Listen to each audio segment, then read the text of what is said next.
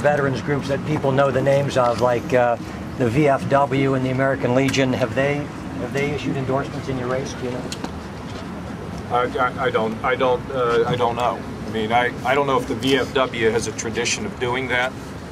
I know the Ohio Chamber of Commerce endorsed me for the first time in 117 years, so there's groundbreaking things happening. But, you know, I don't know if you know who he is, but this is one great guy, and as they just pointed out, you know, they endorse people regularly in the races. All I can tell you. Can I ask you, Strickland created an Office of Veterans Affairs, which I'm guessing could be looked at as an expansion of government. What would you do with that office or with the veterans programs in Ohio? Well, it's designed to coordinate the veterans' homes, to help veterans go through the unbelievable bureaucracy of benefits once they serve. I think it provides a useful function, and you know, I don't see any reason to change that. I think it makes sense that that they have help, because a lot of times it's not just the veterans but the spouses. You know, they just don't know how to get through all the red tape, and as long as it's working efficiently, and I have no reason to think that it isn't, I see no reason to change that.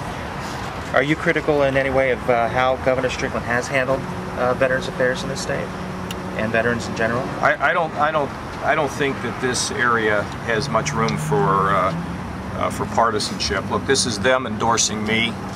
I appreciate their endorsement, and I think it just rests right there. Was it a good idea for the state to take out bonds to pay bonuses to veterans of current military conflicts? That's been a tradition. That has been an absolute tradition to reward the people that serve in these very tough situations, and I'm very sensitive to it. Democrats say that when you were in Congress you proposed spending cuts. It hurt veterans programs. Well, obviously it can't be true, because the veterans just endorsed me. They say a lot of things that aren't true. It's been the history of the campaign. Britain yesterday unveiled an austerity program that would reduce... Britain? Now we're going to Great Britain? Wow! There's a course. Right. Cuts government about at 1/3. You know what's going on in France with raising it. The question is, are they setting the kind of example that you think the U.S. and maybe individual states should follow in terms of getting the natural houses in order? Well, I mean, first of all, as hard as it is to believe, the only London I'm studying right now is in Ohio. And I'm not spending, I have read about the riots in France, but, you know, I think what we're concerned about is keeping America strong economically and keeping Ohio strong economically. You know, you notice all these things that go on, but we're Ohio. And we'll deal with Ohio's problems. Our biggest problem in Ohio is that we don't have a competitive state economically. 41 other states have done better than us through this economic time, and we're going to get it fixed. And I believe that we can move the needle in a short period of time. I think within the first year we will see gains and economic progress in this state, because the state has the assets, it has the people, it has the location. It's just we've had no vision and not the kind of leadership to promote economic development. Can that be done without borrowing from either the BWC reserves or delaying payments? I mean, we just have to. What we have to do is to get the numbers first.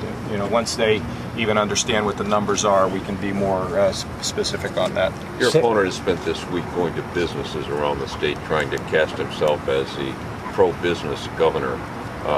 Do you think that will have an effect, or do you think that's an effort that's not valid? I mean, what are we, 11 days away? Look, the Ohio Chamber of Commerce has endorsed me, the National Federation of Independent Business. So we have small business people, and we have the organization that represents the business community. You know, I think that Cranes endorsed me.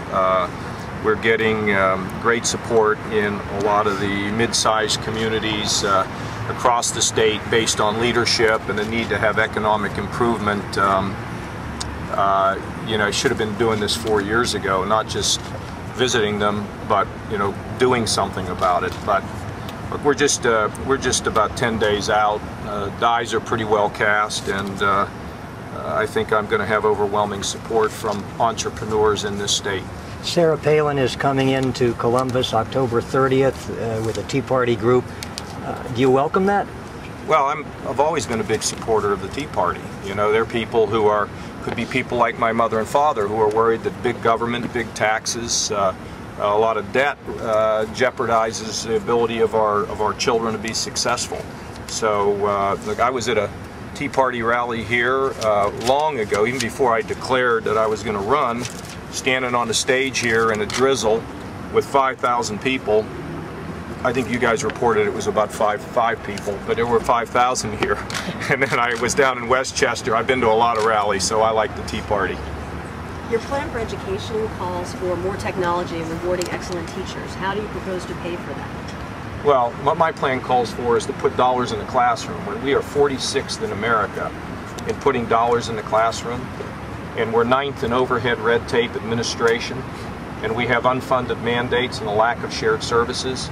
If we can get dollars in the classroom and become #1 in America in dollars in the classroom, it empowers teachers, it gives the students the resources they need, and at the same time, if we can repeal unfunded mandates that the schools say are getting in their way, they can be more businesslike, and we can do a much better job of being able to educate our kids. How do we get the dollars in the classroom without unfunded mandates? Well, what we do is we have to stop spending on everything but the classroom. And Ohioans are waking up to this, primarily because we've been talking about it all across the state. You know, the Youngstown City Schools, as an example, spend over $13,000 per pupil, and they spend less than $7,000 in the classroom. I mean, that's really shortchanging the kids. So we're going to develop programs and perhaps some incentives to make sure that schools will move dollars into the classroom. And when teachers have more resources and kids have more resources, then we'll have a better educational outcome. Thank you all very much.